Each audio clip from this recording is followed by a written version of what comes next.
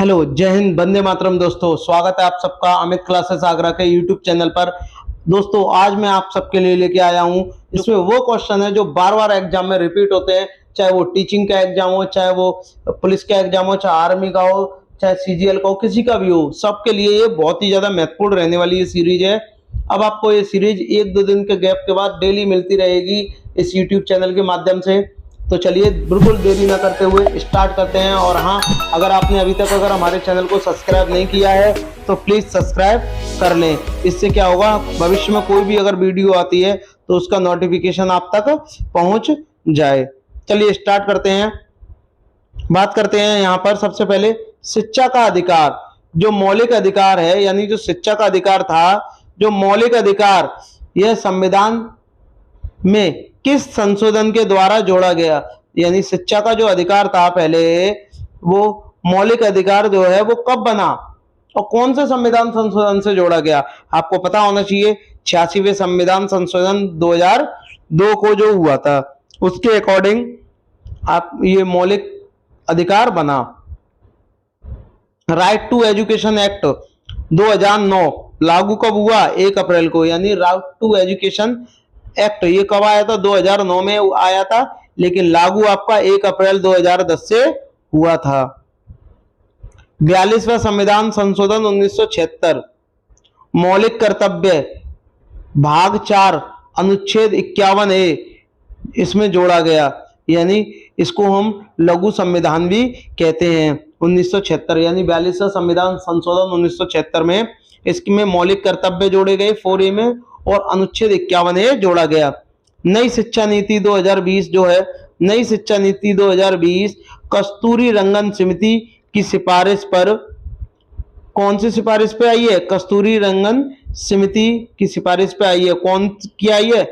New education जो policy है वो किसके अकॉर्डिंग आई है? कस्तूरबा, यानी किसकी सिफारिश से आई है? कस्तूरी रंजन जो समिति है उसकी सिफारिश पर आई है। कौन से संविधान संशोधन से आई है? 94वें संविधान संशोधन 1978 पर आई है। संपत्ति का अधिकार मौलिक अधिकार से निकालकर विधिक अधिकार में डाल दिया गया। यानी जो संपत्ति का जो अधिकार था वो मौलिक अधिकार में कब डाल दिया गया था? कब डाला था? अनुच्छेद 300A में। और कब डाला गया था? 94वें संविधान संशोधन 1978 में डाल दिया गया था। जो संपत्ति का जो मौलिक अधिकार था ये विधिक अधिकार से निकाल दिया था, विधिक अधिकार में डाल दिया था, मौलिक अधिकार से निकाल करके। बात करते हैं जीएसटी की।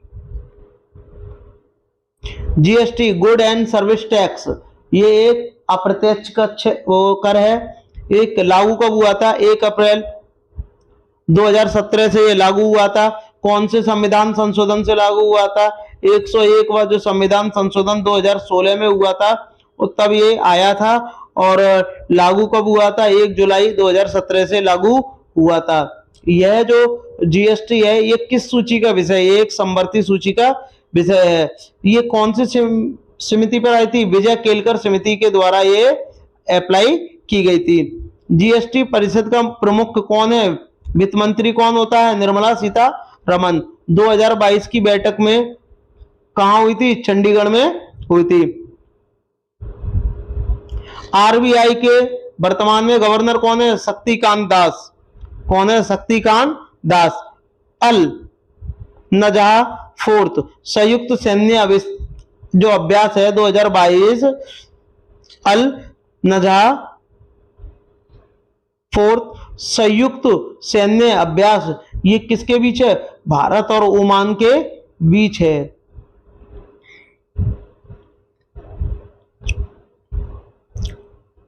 उदार शक्ति जो अभ्यास है ये किनके बीच में है? भारत और मलेशिया के बीच में है। मित्र शक्ति भारत और श्रीलंका के बीच है।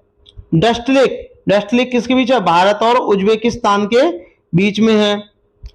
रैमपैक अभ्यास जो है हवाई द्वीप यूएसए की तरफ से और आईएनएस सतपुड़ा की तरफ से ये अभ्यास है।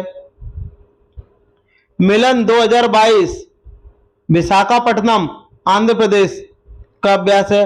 वज्र प्रहार, जो वज्र प्रहार है भारत और यूएसए के बीच में है। सिम्बैक्स, सिम्बैक्स जो है वो भारत और सिंगापुर के बीच में अभ्यास है।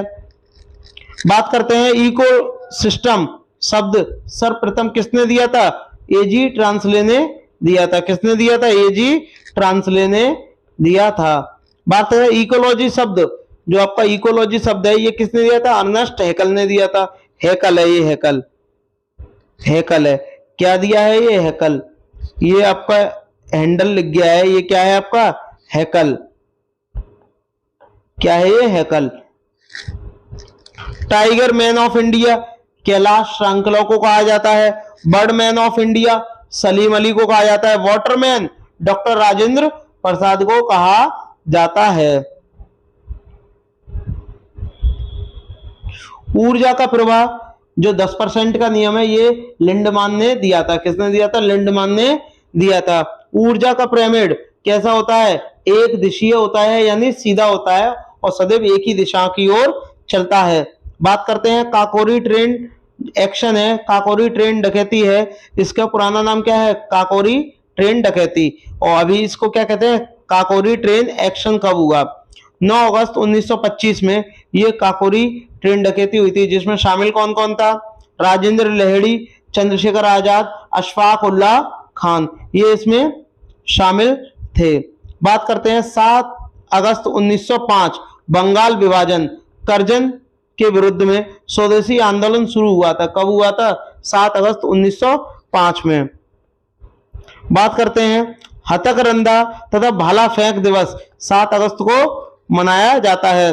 फरवरी 1922 चोरी चोरा घटना कहाँ हुई थी? ये चोरी चोरा घटना ये आपकी यूपी के गोरखपुर में हुई थी। चोरी चोरा घटना कब हुई थी? 1922 में हुई थी चोरी चोरा घटना। और कहाँ हुई थी? यूपी के गोरखपुर में हुई थी।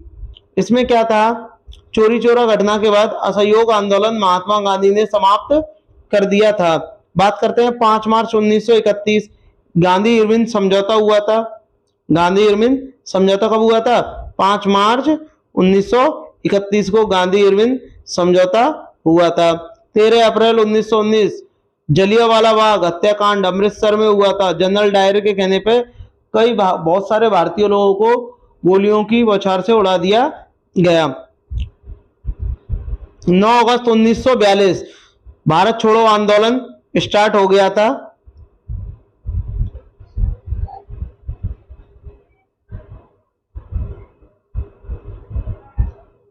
7 अगस्त 2022 को भारतीय अंतरिक्ष संगठन यानी इसरो, भारतीय अंतरिक्ष संगठन किस लॉन्चिंग व्हीकल से EOS-2 और आजादी सेट उपग्रह लॉन्च करेगा? किस उपग्रह से करेगा? एरियन 5 रॉकेट GSAT-24 से करने वाला है। अब बात आ गई इसरो की, तो इसरो के बारे में कुछ पढ़ लेते हैं। सबसे पहले बात करते हैं इसरो की स्थापना कब हुई थी? 15 अगस्त यानी जो 15 अगस्त 1969 को हुई थी। 15 अगस्त 1969 को इसकी स्थापना हुई थी। इसका जो मुख्यालय है वो बेंगलुरु में है और इसके जो इसके हेड है जो सोमनाथ है। परीक्षण का हुआ था सतीश धवन अंतरिक्ष में इसका परीक्षण हुआ था। टेस्टिंग कोक फ्रेंच गुआना है। पहली टेस्टिंग SLLV असफल रहा था और PSLV C-52 14 फरवरी 2022 को EOS-4 और PSLV C-53 सिंगापुर के 3 उपग्रहों का केंद्र है। जो सिंगापुर के जो 3 उपग्रह हैं उनका केंद्र कहाँ है? क्या है? C-53 है। श्री हरिकोटा में परीक्षण किया गया। 30 जुलाई 2022 को कॉमनवेल्थ गेम्स 2022 मीराबाई चानू ने किस भार वर्ग में स्वर्ण पदक जीता था? यानी कितना भार वर्ग का मतलब होता है कितना वजन उठा करके इन्होंने गोल्ड मेडल जीता। 49 kg इन्होंने वेट उठाया था और इन्होंने गोल्ड मेडल जीता था। बात करते हैं मीराबाई चानू कहाँ की रहने वाली थी, मणिपुर की ये रहने वाली थी।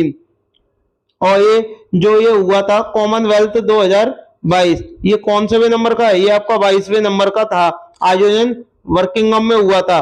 शुभंकर कौन था, पेरीदाबुल, इसका शुभंकर कौन था, पेरीदाबुल इसका शुभंकर था।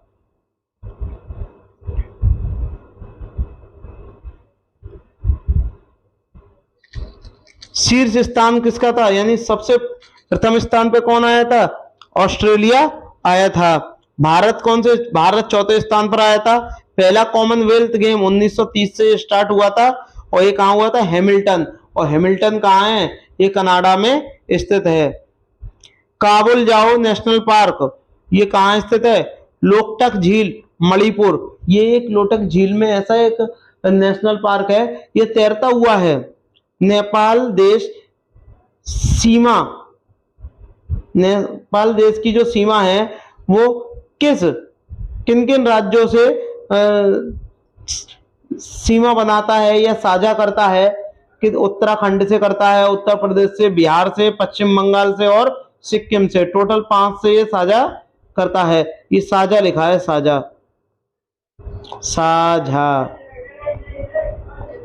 साझा का मतलब मिलती है। बात कर लेते हैं दोस्तों नेक्स्ट आपका दिया गया है सर्वाधिक सीमा किसकी है, बांग्लादेश की है। न्यूनतम सीमा अफगानिस्तान की है। भारत का कुल क्षेत्रफल कितना है, 2.4 स्थान है, 7वां स्थान है क्षेत्रफल की दृष्टि से। भारत की जनसंख्या विश्व का दूसरा स्थान है। परसेंट कितनी है, 17.5।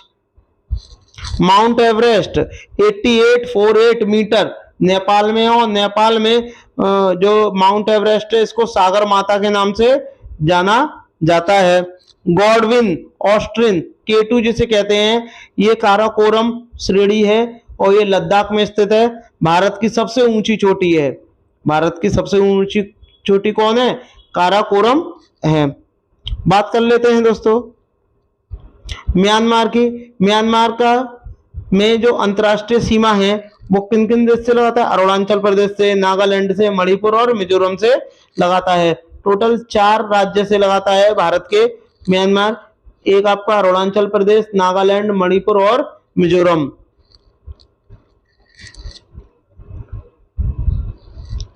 दो अगस्त 2022 को भारतीय महिला लोन वोल्स टीम ने कॉमनवेल्थ 2022 के महिला फोर्स 4 खिलाड़ियों की टीम स्पर्धा में किसे हराकर गोल्ड मेडल जीता था, साउथ अफ्रीका को हराकर के गोल्ड मेडल जीता था। इसका उद्घाटन और में ध्वजवाहक कौन थे, मनप्रीत सिंह जो हॉकी के चैंपियन हैं और PV सिंधु जो बैडमिंटन की चैंपियन हैं।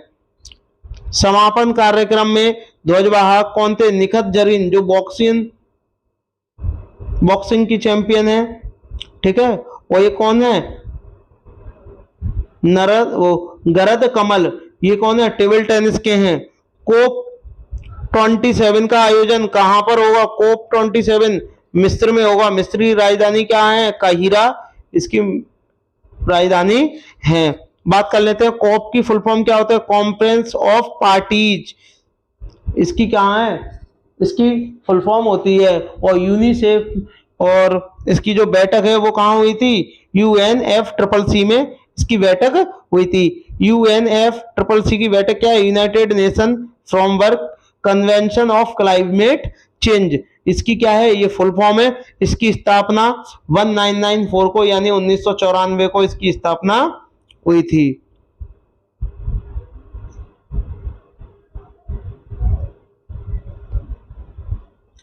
कॉप 1 1955 में आया था, ये जर्मनी के बर्लिन शहर में हुआ था। कॉप 21 ज्यादा पूछा जाता है, 2015 में हुआ था, पेरिस समझौता जिसे कहते हैं। कॉप 26 ग्लासगो स्कॉटलैंड में हुआ था।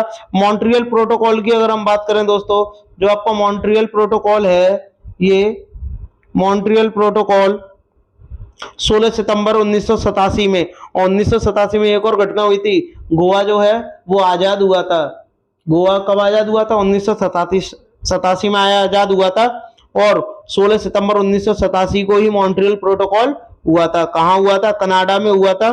किसके लिए हुआ था? ओजोन परत संरक्षण के लिए हुआ था। एसडीजी का पहला सम्मेलन कब हुआ था? 1992 में। एसडीजी यानी सस्टेनेबल डेवलपमेंट। स्टॉकहोम, वर्तमान में कितने 17 गोल हैं? 2015-2030 तक ये हो जाएंगे। बात करते हैं ब्रिक्स। ब्रिक्स 2022 की अध्यक्षता कौन करेगा? अध्यक्षता चीन। और कौन सा है? 14वां है। और ब्रिक्स 2021 में कहाँ हुई थी? भारत में हुई थी और ये 13वें नंबर का है। बात कर लेते हैं अब आगे इसमें दोस्तों। G7 2022 कहाँ हुआ था? जर्मनी में हुआ था। बिस्टेक 2022 कोलंबो श्रीलंका में हुआ था। और इसको SCO कहाँ हुआ था? 2022 उज्बेकिस्तान में हुआ था।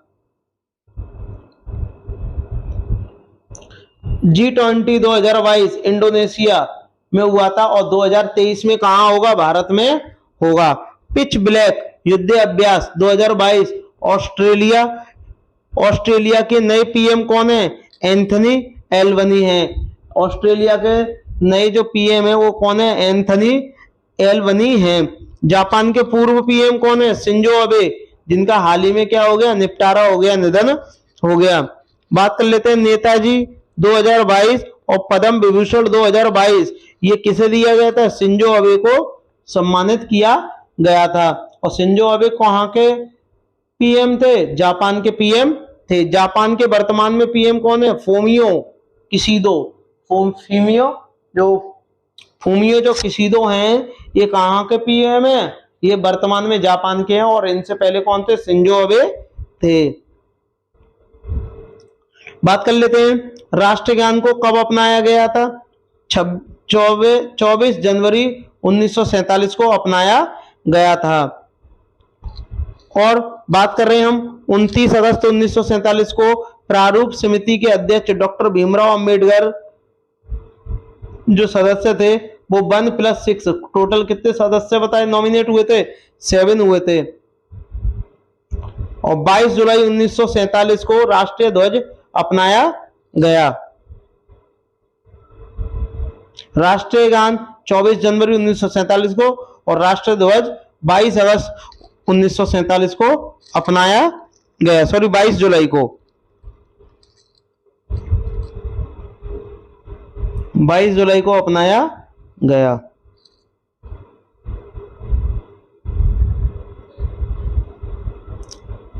हर घर तिरंगा अभियान 13 अगस्त से 15 अगस्त तक ये एक सांस्कृतिक मंत्रालय के अधीन था ये, और ये चलाया गया भारत में।